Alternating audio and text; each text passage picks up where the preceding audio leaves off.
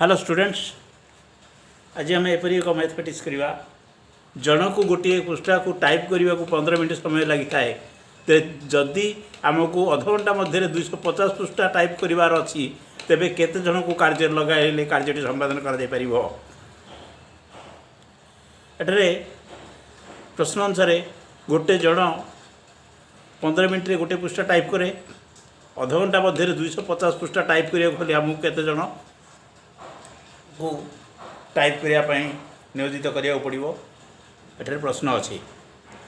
आम जान प्रश्न समाधान करने एक फर्मुला रही केते जन गुणन केते समय करती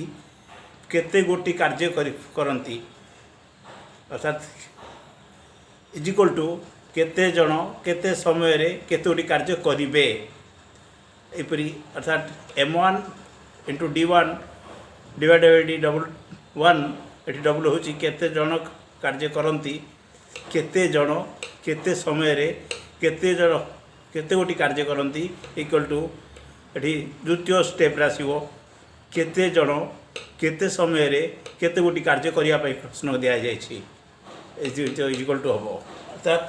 ये आमको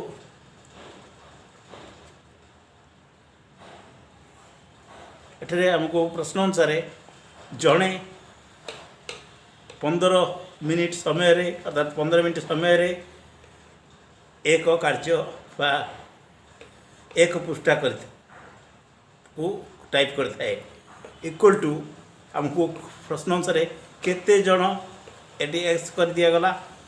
30 मिनिट समय आमको अच्छी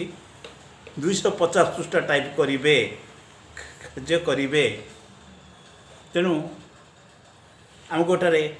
1 गुण 15 डिवाइडेड बाय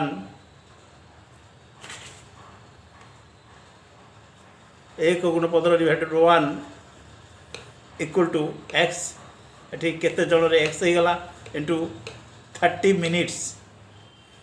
था केते समय ना 30 मिनिट रे केते गोटी कार्य करेंगे ना 250 टी टाइप करा पड़ो। तेणु आमको 30x equal to 250 into 15 x equal to 250 into 15 by 30 equal to 125 अर्थात कार्य 125 जन नियोजित कले अध घंटा मध्य आमको 250 पृष्ठा टाइप करके